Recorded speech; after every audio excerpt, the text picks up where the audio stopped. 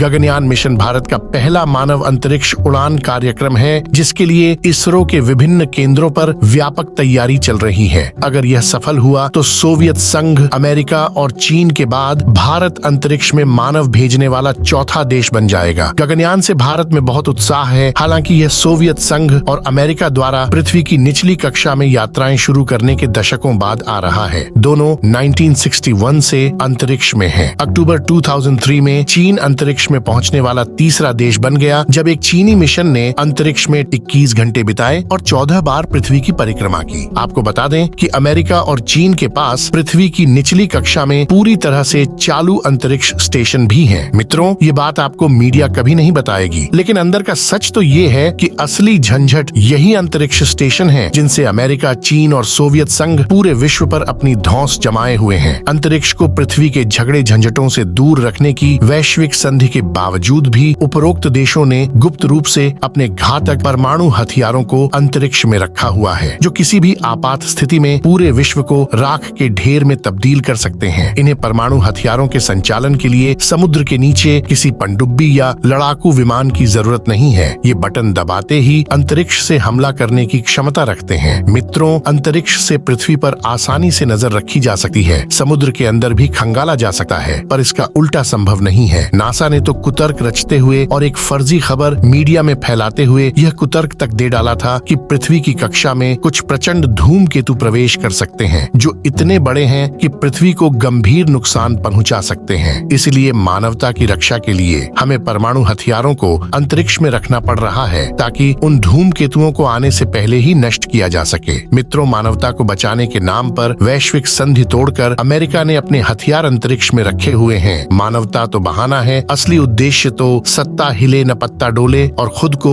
सर्वशक्तिमान बनाए रखना है। अमेरिका का ये खेल अब सभी समझ चुके हैं कि उसे मानवता के हितों और मूल्यों से कोई सरोकार नहीं है, केवल जिसमें इसका फायदा और वही इसका कायदा है। मित्रों, खुशी की बात यह है कि आदरणीय प्रधानमंत्री नरेंद्र मोदी जी के नेतृत्व में आज भारत ने नजर अंतरिक्ष में गड़ा दी है और निश्चित ही हम गगन में विजय केतु गाड़ देंगे। 1984 की शुरुआत में एक भारतीय अंतरिक्ष यात्री भी अंतरिक्ष में गया था। तब राकेश शर्मा ने एक रूसी अंतरिक्ष यान पर लगभग 8 दिन बिताए थे। पिछले साल भारत ने अंतरिक्ष में बड़े कदम उठाए। देश ने अगस्त 2023 में चंद्रमा के दक्षिणी ध्रुव के पास उतरने वाला पहला देश बनकर इतिहास रच दिया। कुछ ही सप्ताह बाद वैज्ञानिकों ने हमारे सौर मंडल के सबसे महत्वपूर्ण और अस्थिर तारे पर नजर रखते हुए सूर्य के लिए भारत का पहला अवलोकन मिशन आदित्य एलियन लॉन्च किया, जो अब कक्षा में है। भारत ने भी अंतरिक्ष के लिए महत्वाकांक्षी नई योजनाओं की घोषणा की है और कहा है कि उसका लक्ष्य 2035 तक एक अंतरिक्ष स्टेशन स्थापित करना और 2040 तक चंद्रमा पर एक अंतरिक्ष यात्री भेजना है। भारत ने वायुसेना के 4 पायलटों के नामों की घोषणा की है, जिन्हें अगले वर्ष के लिए निर्धारित देश की पहली अंतरिक्ष उड़ान पर यात्रा करने के लिए चयनित किया गया है। ये भारतीय वायुसेना के सर्वश्रेष्ठ पायलट हैं, जिन्हें हर प्रकार का वायुयान उड़ाने का तजुर्बा है तथा यान और उड़ान की तकनीकियों की बारीक समझ है। गगनयान मिशन का लक्ष्य 3 अंतरिक्ष यात्रियों को 400 किलोमीटर की कक्षा में भेजना और 3 दिनों के बाद उन्हें सकुशल वापस लाना है।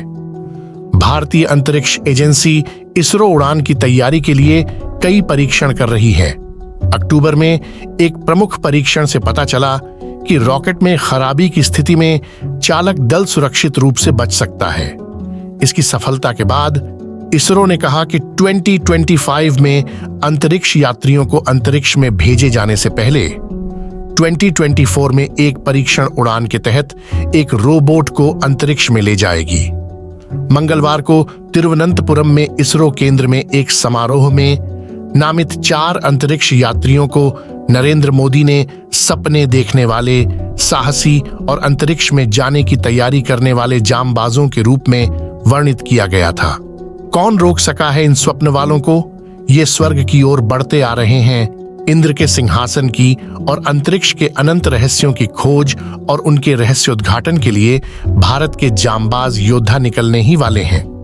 भारतीय वायुसेना से चुने गए 4 अधिकारी group captain Prashant Balakrishnan Nair, group captain Ajit Krishnan, group captain Angad Pratap और विंग कमांडर शुभांशु शुक्ला हैं। प्रधानमंत्री नरेंद्र मोदी और इसरो प्रमुख एस सोमनाथ ने उनकी शर्ट पर सुनहरे पंखों वाला बैज लगाया और श्री मोदी ने उन्हें भारत का गौरव बताया।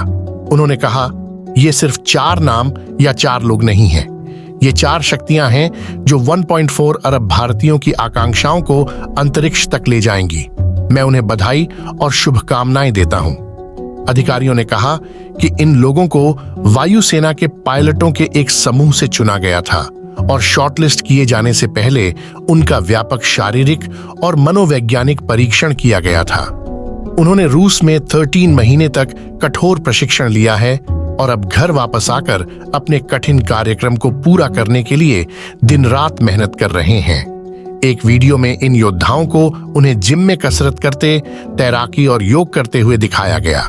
मंगलवार को इसरो ने व्योममित्र की भी एक झलक दिखाई, जो कि अंतरिक्ष मित्र के लिए प्रयुक्त संस्कृत शब्द है। एक महिला ह्यूमनॉइड है जिसे इस साल के अंत में अंतरिक्ष में भेजा जाएगा। आकाश के लिए शिल्प या वाहन के लिए संस्कृत शब्द के नाम पर गगनयान परियोजना को 90 बिलियन रुपये की लागत से विकसित किया गया है।